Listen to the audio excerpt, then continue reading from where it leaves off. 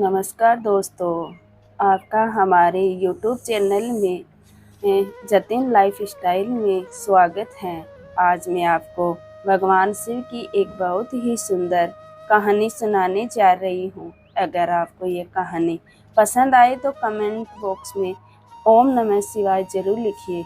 एक समय की बात है, किसी गांव में एक ब्राह्मण अपनी माँ के साथ रहता था। वह दिन रात भगवान शिव की भक्ति किया करता था। भगवान शिव का जाप सदैव उसके मुख पर ही रहता था। उसके पिता का देहांत हो चुका था और ब्राह्मण के पिताजी का यह नियम था कि वह रोज भोलेनाथ को खीर का भोग लगाते थे। उनके व्रत के बाद अब इस नियम को उस ब्राह्मण ने अपना लिया था। उसकी खीर बहुत ही स्वादिष्ट बनती थी और भगवान शिव भी उसके हाथों की खीर खाने के इंतजार में रहते थे। ब्राह्मण को विश्वास था कि भगवान शिव उसके द्वारा खिलाई गई खीर को रोजाना ही खाते हैं। एक दिन भगवान शिव कैलाश पर बैठे ब्राह्मण के द्वारा चढ़ाई हुई खीर का भोग लगा रहे थे। उन्हें इस तरह से प्रेम से खीर खाते हुए देख माता पार्वती जी उनसे बोली, स्वामी क्या बात है, आपको तो आनंद ही आनंद है। आपके भक्त आपको प्रेम से इतने स्वादिष्ट व्यंजन खिलाते हैं और आपका भक्त तो आपको नियमित रूप से खीर का भोग लगाता है। लाइए थोड़ी सी खीर मुझे भी दे दीजिए। ब्राह्मण के हाथों की खीर बहुत ही स्वादिष्ट होती है। भोलेनाथ बोले, हाँ देवी पार्वती, ब्राह्मण इतनी स्वादिष्ट खीर का भोग लगाता है कि मन प्रसन्न हो जाता है। तभी नंदी और समस्त शिव गण वहाँ आ जाते हैं और कहते हैं, महादेव ये लीजिए, हम भांग और धतूरा ले आए हैं। तब भगवान शिव कहते हैं, नंदी अभी ही तो हम स्वादिष्ट खीर का आनंद ले रहे हैं। ऐसा करो, तुम यह भांग और धतूरा वहाँ रख दो, हम कुछ समय के बाद उसे ग्रहण करेंगे। भगवान शिव के ऐसा कहने पर सभी गण आपस में बातें करने लगे। अरे नंदी, महादेव तो हमारी ओर देख तक नहीं रहे, उनका सारा ध्यान तो उस ब्राह्मण की बनाई हुई खीर पर है। ऐसे कब तक चलेगा? इतने प्रेम से हम भांग और धतूरा पीस कर लाए और महादेव जी ने हमसे उसके एक और रखने के लिए बोल दिया। नंदी बोले, अरे नहीं नहीं, ऐसी बात नहीं है। महादेव ने ये बोला है कि हम उसे वहाँ रख दे, वह कुछ देर बाद उसे ग्रहण करेंगे।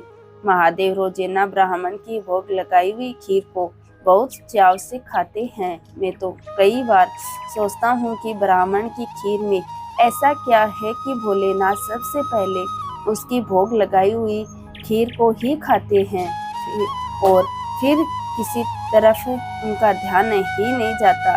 ब्राह्मण की खीर से ज्यादा उन्हें इस समय कुछ भी प्रिय नहीं लग रहा। सभी गण नंदी से पूछते हैं, तो ऐसा क्या किया जाए नंदी की महादेव का ध्यान अपने भक्त ब्राह्मण से हटकर हमारी ओर आ जाए। एक रास्ता है। नंदी ने सभी गणों के कान में कुछ कहा। उसके पश्चात सभी गण पृथ्वीलोक पर आ गए और सब ने ब्राह्मण रूप ले लिया और सब लोग उस ब्राह्मण के पास पहुँचे। ब्राह्मण शिव जी को खीर का भोग लगाने के लिए बाजार में सामान खरीद रहा था। ब्राह्मण वेश में नंदी ने उस ब्राह्मण से कहा, हे ब्राह्मण, तुम हमें नहीं जानते पर हम तुम्हें बहुत अच्छे से जानते हैं। तुम भगवान शिव के भक्त और रोजाना उन्हें खीर का भोग लगाते हो। ब्राह्मण ने कहा, ब्राह्मण देव, आप तो सब कुछ जानते हैं। नंदी बोले, हाँ हम सब जानते हैं, इसलिए तो हम तुम्हारे पास आए हैं। हमें पता है कि तुम महादेव के परम भक्त हो, पर तुम्हें पता है महादेव रोजाना खीर खाकर ऊब गए हैं, इसलिए अब तुम कुछ दिनों के लिए खीर का भोग रोक दो। तुम एक काम क्यों नहीं करते? तुम महादेव को सप्ताह में एक दिन खीर का भोग लगाया करो, जिससे महादेव जी को और अधिक स्वाद आएगा। अब महादेव के इतने सारे भक्त हैं, महादेव भी तो इतने सारे भक्तों के द्वारा दिए भोग को ग्रहण करते हैं, उनका पेट बहुत भर जाता है। अगर तुम उनको सप्ताह में एक दिन खीर का भोग लगाओगे तो उन्हें तुम्हारी खीर का इंतजार रहेगा और वह और अधिक आनंद से खीर खाएंगे। क्यों, हम सही कह रहे हैं ना? ये तो आप ठीक कह रहे हैं ब्राह्मण देव, इस विषय में तो मैंने कभी सोचा ही नहीं। अब एक काम करता हूँ, मैं सप्ताह में एक दिन ही भगवान को खीर का भोग लगाया करूँगा, ताकि वह और भी भक्तों का प्रसाद ग्रहण कर सके और फिर उन्हें मेरी खीर का बेसब्री से इंतजार रहे। भोला भाला ब्राह्मण शिव गणों की बातों में आ गया। शिवगण खुशी खुशी कैलाश पर लौट आए। अब शिव जी रोजाना ब्राह्मण की खीर का इंतजार करने लगे कि कब ब्राह्मण उन्हें भोग लगाए और कब वो खीर का भोग खाए। पर कुछ दिनों तक ब्राह्मण ने खीर बनाई ही नहीं तो शिव जी को खीर कहाँ से मिलती। अब सप्ताह में एक दिन ब्राह्मण ने खीर का भोग लगा दिया तो शिव जी ने खीर खा ली। फिर उसके बाद कुछ दिन और खीर नहीं मिली। भगवान शिव सोच में पड़ गए।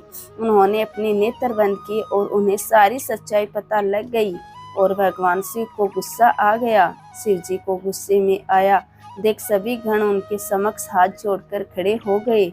वह गुस्से में कहने लगे, वीरभद्र भैरव, तुम भी सभी गण जानते भी हो कि तुमने क्या किया है। मेरे भक्त के द्वारा भोग में अर्पित की गई खीर मुझे कितनी प्रिय है और तुमने उसे खीर का भोग रोजाना लगाने के लिए मना कर दिया। सभी गण कहने लगे, महादेव हमें क्षमा कर दीजिए, हमसे भूल हो गई।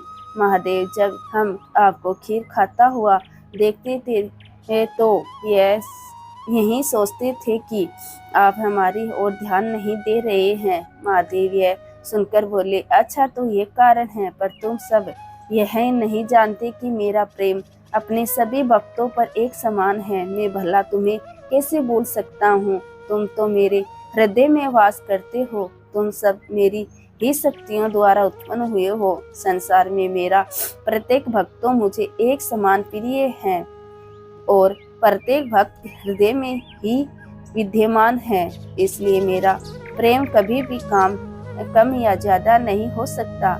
माता पिता के लिए तो उनके सभी बच्चों में प्रेम एक समान होता है, फिर तुम यह भूल कैसे सकते हो?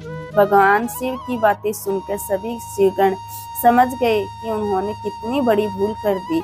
सचमुच महादेव का प्रेम तो अपने सभी भक्तों के लिए एक समान रहता है। इसके बाद सभी शिवगण फिर से एक बार ब्राह्मण के पास गए और उससे कहने लगे, ब्राह्मण देव, हमें भगवान शिव का संदेश आया है। वह कह रहे थे कि तुम्हारी खीर इतनी स्वादिष्ट होती है कि वह सप्ताह भर की प्रतीक्षा नहीं कर सकते।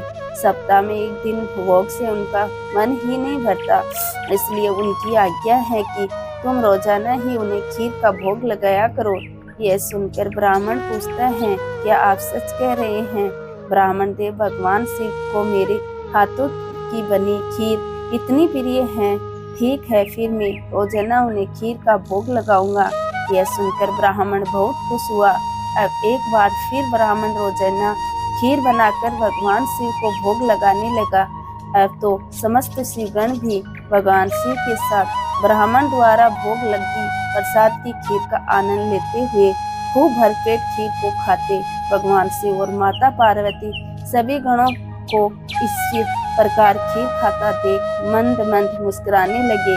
भगवान शिव ने अपने परम भक्त ब्राह्मण को सभी सुख सुविधाओं से पूर्ण रखा।